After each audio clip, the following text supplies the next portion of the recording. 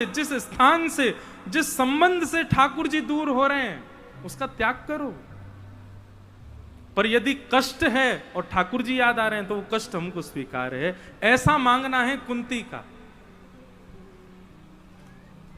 पर हम लोग उल्टे हैं। एक व्यक्ति मुझसे तो बड़ा विचित्र प्रश्न किया उसने। वो कहता महाराज जी एक मेरा संबंधी है, वो खाता भी है, वो पीता भी है, वो सब गलत काम करता है, पर वैसे बहुत अच्छा है, मैं उसके संग रहूं कि नहीं रहूं। हमने कहा क्यों रहना है जब वो ठाकुर जी के लायक एक भी काम नहीं करता। बोले नहीं, वो भले ही भजन कथा नहीं सुनता पर वैसे बहुत अच्छा है।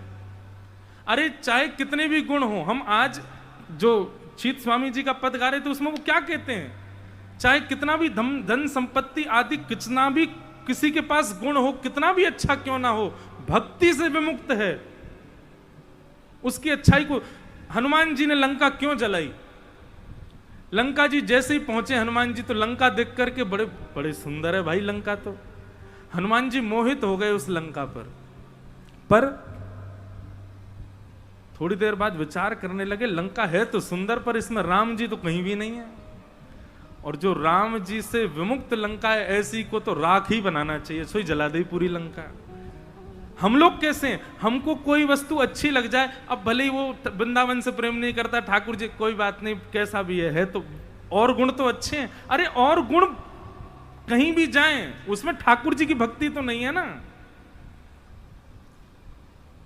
कोई गुण हो चाहे ना हो, ठाकुर जी की भक्ति का गुण हो तब संबंध स्वीकार करो।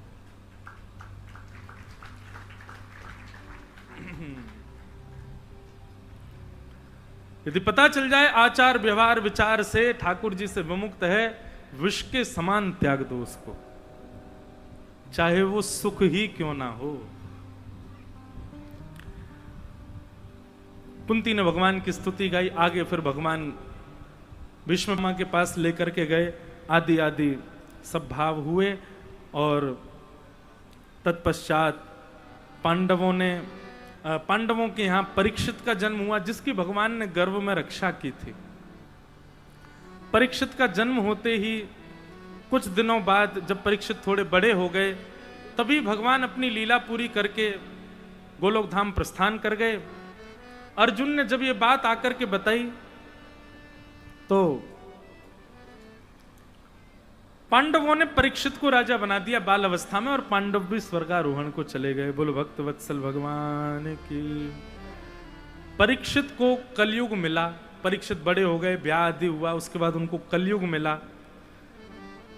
कलयुग को उन्होंने 5 स्थानों में बांध दिया। द्योतम पानम स्त्रिय सूना यत्रा धर्मश्चतुर्विद पुनश्च याचमानाय जात रूप मदात प्रभो।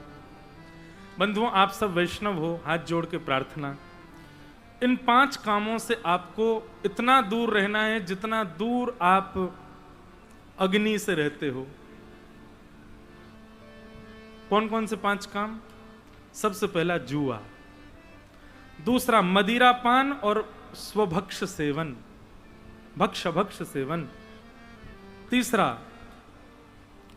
पर स्त्री पर पुरुष संग, चौथा हिंसा, कलेश, लड़ाई झगड़ा, मार काट, विवाद, और 5वां बिना मेहनत के कमाया गया धन। इन 5 स्थानों से आपको दूर रहना है। लेकिन एक 6वीं बात और मैं बता दूं, इन 5 चीजों से आपको तो दूर रहना ही है, और इन 5 चीजों में जो पड़ा है उससे भी दूर रहना है। क्योंकि नरक में आपको पता है पाप करने वालों की संख्या जितनी है ना, उससे कई गुना ज्यादा संख्या उन लोगों की भी है जिन्होंने पाप करने वालों का संग किया है और कभी उनको सुधारा नहीं, कभी उनको समझाया नहीं। भगवान ना करे वैसे तो हम लोगों को तो ये बात नहीं होगी, हम सब रसिक जन है। पर एक बात बताऊं, रसिक जन कह करके ज्यादा बचना भी नहीं चाहिए।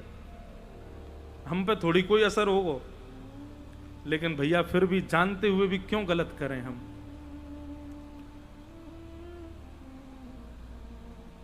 निश्चित है कि यहां हम आप सब लोग बैठे, हम इन 5 स्थानों में नहीं होंगे, पर हमारा कोई ना कोई संबंधी मित्र सखा कोई तो होगा, उसका त्याग करो। अब कई बार ऐसा ही व्यक्ति है जो बहुत सन्निकट का है, उसका त्याग कैसे करें? माँ ही है, पिता ही है, भाई ही है, बहन ही है, या पति ही है, या पत्नी ही है, अब उसका त्याग कैसे करें? बच्चे ही है। तो मैं एक बात कथा में कहा करता हूं, हम जीवात्मा जो है ना, हम लोग शरीर से किसी का त्याग नहीं करते, हम मन से त्याग करते हैं। जैसे किसी व्यक्ति ने कुछ गलत कर दिया, तो आपके नेत्रों में अब वो गिर गया, अब गिर तो गया, लेकिन आप उसको बोलते नहीं हो, आप उसको और भाई सब ठीक बढ़िया, मन ही मन आप उसका त्याग कर चुके हो। ये इसको कहते हैं मानसिक त्याग। शरीर से त्याग करना ये हम नहीं, हम लोग बहुत नाटकबाज लोग हैं, हमको नाटक करना बहुत अच्छा आता है। हम जिस व्यक्ति को बिल्कुल पसंद नहीं करते वो भी कई बार शादी ब्याह में मिल जाता है मुझसे, और भाई सब ठीक, तुम्हारी बच्चे कैसे हैं? सब बढ़िया हैं। अच्छा बड़ी वाली बेटी वो उसका हो गया ब्याह? बोला हाँ हो गया। अच्छा अच्छा, हम तो चाह ही रहे थे उसका बढ़िया हो जाए, सब ही हो, और मन ही मन सोच रहे थे, हम तो बिल्कुल नहीं चाह रहे थे बढ़िया हो कुछ भी, लेकिन हम दिखाते कैसा है कि हम बहुत प्रेमी हैं। तो ऐसे ही जो भगवत विमुख व्यक्ति है उसका हृदय से त्याग करो, पर दिखाओ ऐसा कि नहीं आप उसके संग ही हो, लेकिन हृदय में उसको स्थान मत देना, हृदय से त्याग करो। हम श्री जी से यही तो प्रार्थना करते हैं कि हे श्री जी, भले ही हम तन से आपको नहीं छू पाते, लेकिन हमको इतना भरोसा है कि आपके चित्त में, आपके नेत्रों में हम कहीं ना कहीं बसे हैं। हमसे कितना भी बड़ा अपराध हो जाए आप हमको दंड दे देना, पर कभी अपने हृदय से हमको मत त्यागना। नजरों से गिराना ना, चाहे जितनी सजा देना, नजरों से जो गिर जाए मुश्किल ही संभल पाए, राधे तेरे चरणों की गर धूल जो मिल जाए, सच कहता हूँ मेरी तकदीर बदल जाए, श्यामा तेरे चरण। हम श्री जी से यही तो प्रार्थना करते हैं कि हे श्यामा जी, कभी आप अपने हृदय से हमको मत निकाल देना, अपने नेत्रों से हमको मत गिरा देना। ये नेत्रों से गिरा देना, हृदय से निकाल देना, ये त्याग है, असली त्याग। किसी के बगल में बैठ जाना ये मतलब नहीं होता कि उससे आपका संबंध है, वो आपके हृदय में है कि नहीं, ये बात विशेष होती है। तो जब दिखे कि ऐसा कोई व्यक्ति परिवार में है या संबंध में है जो पाप कर्म करता है और विचित्र है, उसका त्याग तो पूर्ण रूपेण नहीं कर सकते, तब हृदय से उसका त्याग करो। लेकिन एक बात और, हृदय से त्याग करना है, पर कुछ वर्षों बाद तन से भी त्यागना है, तन से भी दूर होना है। भक्तिमती मीराबाई ने अपने ससुराल पक्ष का त्याग नहीं किया, राजा भोज के मर जाने के बाद भी उत्पीड़ना करते थे उनकी ननद और उनके जेठ, वो भी सहती थी मीराबाई, सहती रही सहती रही सहती रही, कितने दिनों तक सहा। एक दिन मीराबाई को ऐसा मन में भाव आया, मुझे पीड़ा सहने में कोई दिक्कत नहीं, पर मेरे लाल जी की सेवा नहीं हो पाती है। तब उन्होंने गोस्वामी तुलसीदास जी महाराज को पत्र लिख करके पूछा कि मैं क्या करूं, मैं त्यागना नहीं चाहती हूं, पर मैं क्या करूं। अभी स्थिति ऐसी है कि मैं तो सह लूंगी, पर एक ऐसी घटना हुई थी कि मीराबाई को विष पिलाया गया और ये बता के पिलाया गया कि ये चरणामृत, तो मीराबाई पी गई, कुछ नहीं हुआ। तो फिर उनके देवर ने उस वैद्य को बुलाया जिसने विष बनाया था, उससे कहा कि तेने झूठ बोला हमसे कि ये विष है? बोले नहीं, ये विष है, कालकूट विष है। बोले अच्छा, तो मीराबाई मरी क्यों नहीं? बोले अब ये मुझे नहीं पता वो क्यों नहीं मरी।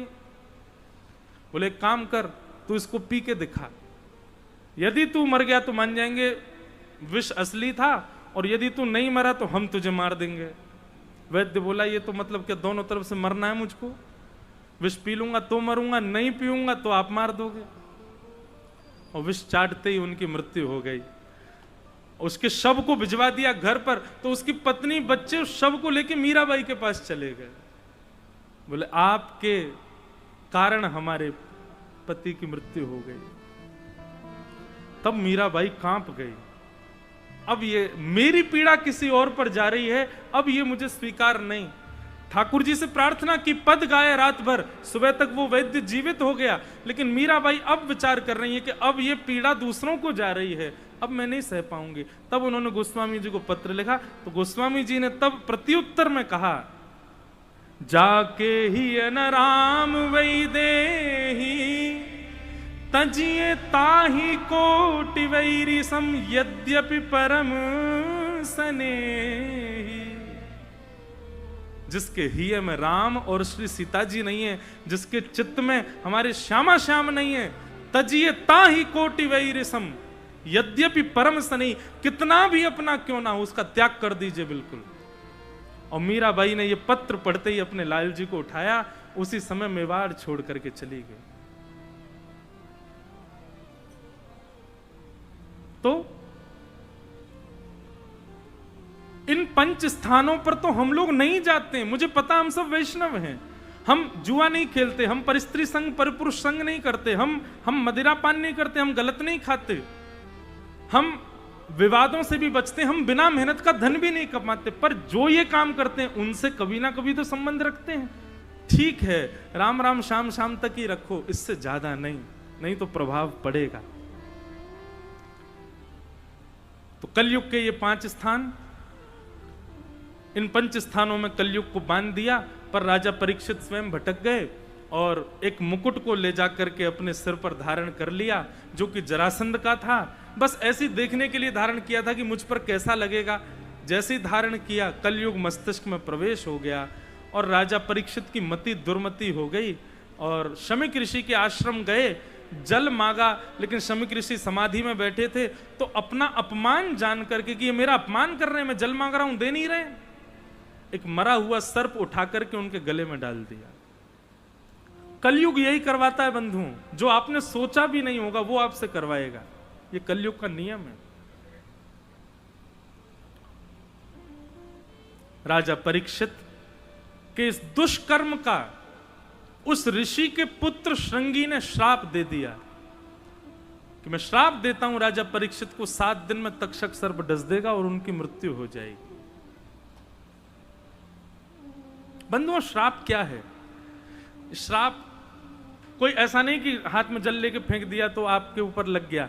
श्राप किसी भी वैष्णव को, किसी भी भजनानंदी को, किसी भी श्रेष्ठ भगवत भक्त को जब आप उसके हृदय को ठेस पहुंचाते हैं, और केवल वैष्णव किसी को भी हृदय पर ठेस पहुंचाते हैं और वो हृदय से आपके बारे में कभी कुछ गलत विचार कर ले, वो श्राप ही मानो उसको, कभी ना कभी तो लगेगा आपको आके। इसलिए कभी किसी के हृदय को पीड़ा नहीं देनी है।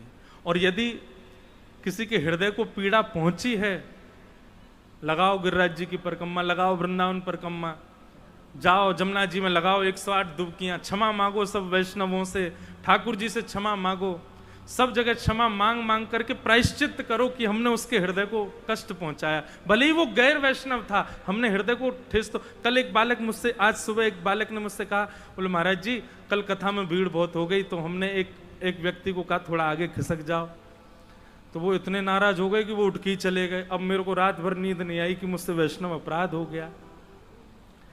मैंने कहा देखो, हैं तो वो वैष्णव, आज कथा में दिख जाए तो क्षमा मांग लेना, वो नहीं मिले तो किसी और से मांग लेना, लेकिन उस व्यक्ति को जो उठ करके चले गए इतनी सी बात पे, उनको उससे ज्यादा अपराध लगेगा।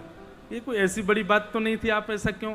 वैष्णव को बंधुओं बहुत फ्लेक्सिबल होना चाहिए, इतनी जल्दी बुरा नहीं मान जाया करो। और बहुत ज्यादा तुम्हारा तवा पतला है, बहुत जल्दी गर्म हो जाते हो, मिटाओ तिलक विलक मत रहा करो वैष्णव कुल में। ठाकुर जी के वैष्णव बने हो तो सरल रहो, सहज रहो, प्रिय बन के रहो। ये ज्यादा तेज हो जाना, ये केवल हम ब्रजवासियों का अधिकार है, हम पे ही रहने दो यार। परसों एक ब्रजवासी आया, उसने मुझसे क्या कहा पता है महाराज जी? परसों एक ब्रजवासी आया, मोते आके कहा, बोलो महाराज जी मोते एक बात कह दो। मैंने कहा कह दूं? बोले पहले वचन दो, जो कहूंगा सो कहोगे। मैंने कि हाँ कह दूंगा। बोले यूं कह दो सारे। मैंने कि अरे भैया भग जा, कहा कह रहा है? बोले मोते एक बार यूं कह दो सारे। सारे गारी हो गए ब्रज में। ब्रजवासी तो विचित्र है भैया, ब्रजवासी को अधिकार है जे ठाकुर जी पे गुस्सा करें, लेकिन वैष्णव को बहुत सरल होना चाहिए, सौम्य होना चाहिए। ज्यादा क्रोधी, इसका मतलब क्या है, उसका भजन तामसी है, इसलिए उसको क्रोध आ रहा है। तो कहां चल रहे थे हम? हाँ, राजा परीक्षित श्राप लग गया। राजा परीक्षित तुरंत वन में चले गए और वन में जाकर के गंगा के तट पर जाकर के बैठे। अनेक ऋषि आए, कोई भी समाधान नहीं बता पाए। तब वहां पर श्री सुखदेव जी महाराज का आगमन हुआ है। बोलो सुखदेव जी महाराज की। सुखदेव जी महाराज आकर के विराजमान हो गए। परीक्षित ने चरणों में प्रणाम करते हुए कहा, महाराज जल्दी मरने वाले की मुक्ति का उपाय बताओ। मैं आपके चरणों में प्रणाम करते हुए विनती करता हूं। और यहां अब सुखदेव जी से परीक्षित जी प्रार्थना कर रहे हैं,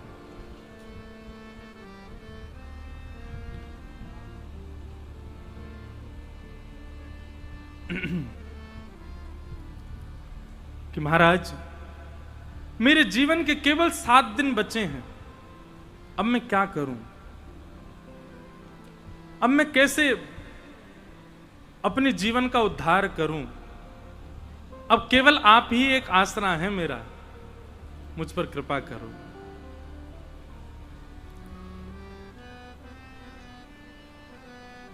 बंधुओं, जब गुरु के शरणागत हो जाओ ना, तो अपने गुरु पर पूर्ण विश्वास कर लो कि चाहे जो हो जाएगा, मेरे गुरुदेव मेरी रक्षा करेंगे, मेरी कृपा करेंगे, मुझ पर अनुग्रह करेंगे। हमारे श्री वैष्णव संप्रदाय की एक कथा है कि एक आचार्य श्री रंगनाथ भगवान का दर्शन करने गए। तो आप कभी दक्षिण जाएंगे तो श्री रंगनाथ भगवान ऐसे शेष शैया पर पौड़े हैं, पौड़ा नाथ कहते हैं उनको। तो आचार्य जब दर्शन करने के लिए गए तो दर्शन करते करते उनके मन में पता नहीं क्या भाव आया, वो बोल पड़े, बोले कि देखो मैं इतनी दूर से दर्शन करने आया हूं, इतना थक गया, पैरों में छाले पड़ गए, इतना श्रमित हो गया, और आप अभी भी पौड़े हो चैन से हैं? मैं श्रीमद जगत गुरु रामानुजाचार्य जी का शिष्य हूं, श्री यामुनाचार्य जी के वंश में मेरी दीक्षा हुई है। अपनी गुरु प्रणाली का नाम बताने लगे, मेरे गुरु ये, मेरे दादा गुरु ये, मेरे परदादा गुरु ये, मेरे परदादा गुरु ये। उन सब की दीक्षा से मैंने आपके अनुग्रह को स्वीकार किया, और आप यहां पौड़े हुए मुझ पर कृपा नहीं कर रहे हो? महाराज उसने जैसे ही अपने दादा गुरु, परदादा गुरु, परदादा गुरु का नाम लिया, तो शेष शैया पर पौड़े हुए ठाकुर जी उठ करके बैठ गए और दोनों भुजाओं से उस बालक को उठा करके गोद में बिठा लिया और अपने हृदय से लगा लिया। बोले तेने ऐसे ऐसे सुंदर आचार्यों के नाम बताए कि मैं स्वयं को रोक नहीं पाया। मूर्तिमंत होते हुए भी मैंने अपने जड़त्व का त्याग करके तुझे अपने हृदय से लगा लिया। बंधुओं, जिस प्रणाली में दीक्षा होती है आपकी, कम से कम अपने से पूर्व 8 आचार्यों का या फिर प्रारंभिक 8 आचार्यों का नाम तो याद आपको होना चाहिए। हमारे गुरु, उनके गुरु, उनके गुरु, उनके गुरु, इस प्रकार 8। और यदि इसमें थोड़ी कठिनाई हो सकती है, नहीं तो प्रारंभिक 8 आचार्य, प्रथम आचार्य, द्वितीय, तृतीय, चतुर्थ, ऐसे अष्टाचार्यों के नाम याद होने चाहिए। नित्य कहीं भी जाओ, गिरिराज जी प्रणाम करो, वृंदावन प्रणाम करो, यमुना जी प्रणाम करो, जहां भी जाओ अपने 8 आचार्यों का नाम लेकर के प्रणाम करो, तभी आप पर अनुग्रह होगा। हम में इतने भजन में बल नहीं है हमारे में। अब किसी बालक का नाम नहीं है और वो कहीं जाए और वहां उसको कोई रोक दे तो वो अपने पिता का नाम बता, मैं उनका बेटा हूं। बोले कौन वो? अरे मेरे दादाजी मिश्रा जी, अरे मेरे परदादा जी वैद्य जी मिश्रा जी। अच्छा अच्छा उनके हो? बोले हाँ आओ। ऐसे ही होता है ठाकुर जी के यहाँ भी। आप जाकर के बोलो हम इंद्रेश। बोलो कौन इंद्रेश? बोले हम ठाकुर जी के शिष्य हैं। उनको तो जानते ही होंगे ठाकुर जी को तो, है? उनको भी नहीं पहचान। अरे हम रामानुजाचार्य जी के शिष्य हैं, श्री रामानुजाचार्य जी हमारे दादा गुरुदेव हैं, श्री गरुड़ध्वजाचार्य जी महाराज हमारे दादा गुरुदेव हैं। जब अपने आचार्य पर आचार्यों का नाम लेते हैं तब ठाकुर जी कृपा, अच्छा उनके वंश में दीक्षा है तुम्हारी, आओ आओ आओ, स्वीकार करेंगे। और कोई जाकर के बोले श्रीमद वल्लभाचार्य जी महाराज, श्री विठलनाथ जी महाराज, ये हमारे आचार्य हैं नाथ, हम उनकी दीक्षा से हम दीक्षित हुए हैं, ठाकुर जी अनुग्रह करते हैं। तो अपने आचार्यों का नाम याद होना चाहिए, आचार्यों के नाम से ठाकुर जी अनुग्रह करते हैं। तो गुरु, गुरु कृपा। मैं एक भाव गाया करता हूं, अपने गुरु के लिए गाता हूं, सुखदेव जी के लिए गाता हूं, भागवत जी के लिए गाता हूं, गिरिराज जी के लिए गाता हूं।